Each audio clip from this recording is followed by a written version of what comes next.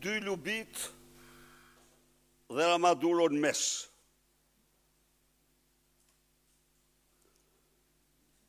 Pas skandalit të vjedhjes së 50 milion eurove të takspaguesve shqiptar në tendrin e tunelit të Llogaras nga Ramaduro dhe Lubi Balluku, plas skandali tjetër i vjedhjes së miliona eurove të takspaguesve shqiptar dhe europian me kampusin e Kolegjit Europian në Tiranë dhe me bursat e studentëve të përcaktuara nga Lubi Mogherini dhe Ramaduro, kreu i narkoshtetit të parë dhe të vetëm në Europë. E përbashkëta e këtyre dy skandaleve të përmasave ndërkombëtare është se në të dyja del protagonist kryesor Edi Rama, njëheras kryeministri më i korruptuar i Europës. Me një marrëveshje të fshehtë me qeverinë shqiptare që nuk është publikuar sepse është korruptive, është vendosur të ndërtohet me 17 milion euro të takspaguesve shqiptar kampusi i Kolegjit Bryzh, duke marrë pikrisht për këtë qëllim trullin e parashikuar për ndërtimin e kampusit të studentëve të Universitetit të Tiranës, për të cilin ekzistonte edhe projekti i kampusit. Po kështu, për të vazhduar vjedhjen e parave, Federica Mogherini dhe Ramaduro me vlerësimet e tyre kanë fryrë për interesa korruptive, koston e jetesës për studentët e Kolegjit Europian në Tiranë dhe kanë caktuar si bursë shumën 27.000 euro kundrejt 29.000 euro që është kjo shumë për studentët që studojnë në Belgjik në Kolegjin e Bryzhit. Ndërkohë, që rroga mesatare në Shqipëri është 5 herë më e ulët se rroga mesatare në Mbretërinë e Belgjikës.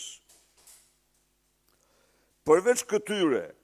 me një marrëveshje sekrete që në kundërshtim me ligjin nuk u publikua,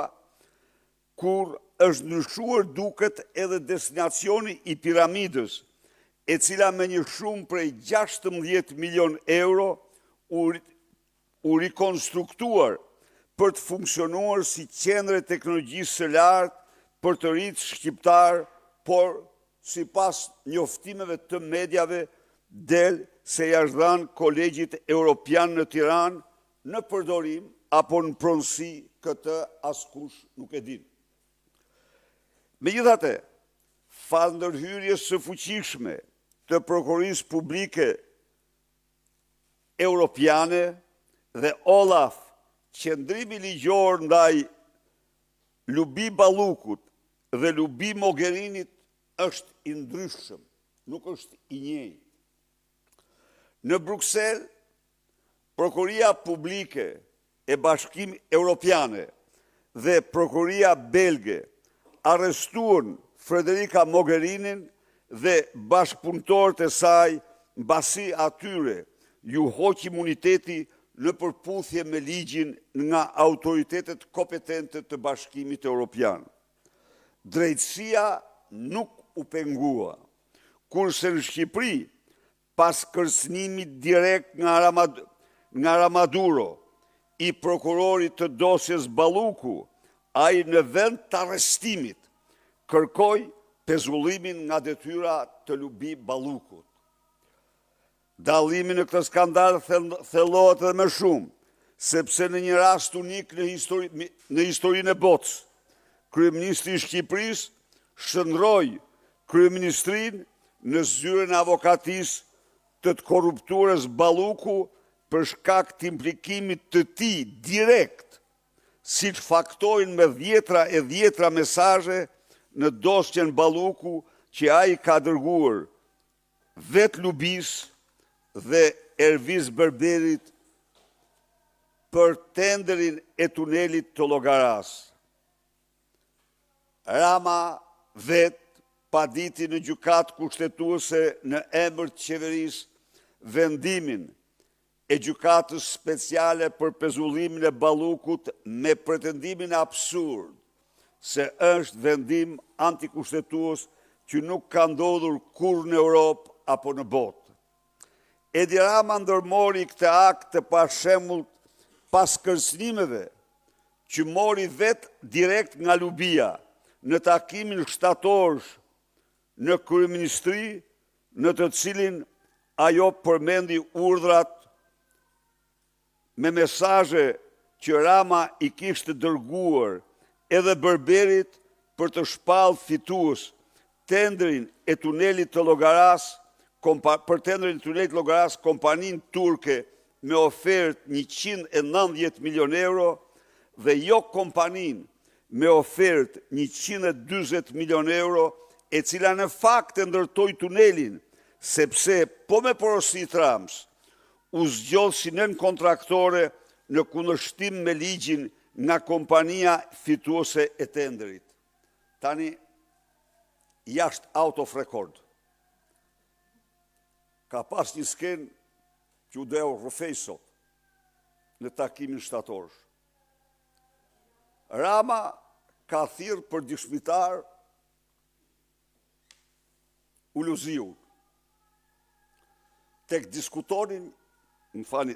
po e përfundoj këtë dhe pastaj që mos e ndërpresim për efektet të qytetarëve. Kështu pra, në rastin e Lubi Ballukut, Rama denonson pezullimin e saj nga gjykata speciale si antikushtetues, anti-europian dhe në mbrojtjes të saj i atribon Komisionit Venecias opinione që ai kur nuk i ka dhënë. Miq, dosja Rama Mogherini duket se është shumë më rëndë se dosja e Bryzhit, e Kolegjit Europian në Bryzh. Ndaj dhe duke shprehur vlerësimin tim më të lartë për prokurorinë publike europiane, Olafin dhe prokurorinë e mbretërisë së Belgjikës, ju bëj thirrje këtyre institucioneve të hetojnë marrëveshjen e fshehtë Rama Mogherini për ndërtimin e kampusit të Kolegjit Europian në Tiranë. Ju bëj thirrje të hetojnë të gjitha emailët, SMS-t që Rama ka shkëmbyer me Frederica Mogherinin për këtë çështje dhe në veçanti të hetojnë komunikimet e tyre me telefonata të koduar Sky ICC, Matrix, të cilat është vërtetuar se Edi Rama i ka përdor në raste të tjera të korrupsionit ndërkombëtar, siç është rasti Mek Gonigal. Shqiptarët do të vlerësonin me mirënjohje hetimin e lobingut që Frederica Mogherini ka bërë për Edi Ramën për sukseset e tij imagjinare, mbulimin e mega skandaleve të tij në Bruksel dhe në veçanti angazhimin e saj kundër opozitës shqiptare. Ju bëj thirrje këtyre organeve të hetojnë aferat korruptive të Edi Ramës dhe ministrave të tij. Me dyshen Mogherini Vlahutin në blerjen e vilës rezidencës ambasadorit Bashkimit Evropian me çmim 2-3 herë më të lartë se tregu. Të hetojnë abuzimet e mëdha të Edi Ramës dhe qeveritarëve të tij me fondet e takspaguesve europian për bujqësinë, energjinë, mjedisin, të denoncuara të gjitha këto një lloj si kampusi i Kolegjit në Tiranë nga opozita në interesin më të mirë kjo të takspaguesve europian, por dhe të qytetarëve shqiptarë që duhet ishin përfitues të këtyre fondeve që vidhen nga kleptokratët e Tiranës. Opozita shqiptare, që ka si mision integrim në vendin Bashkimin Evropian, është e gatshme të kontribojë në zbardhjen e këtyre abuzimeve korruptive nga qeveria e Tiranës.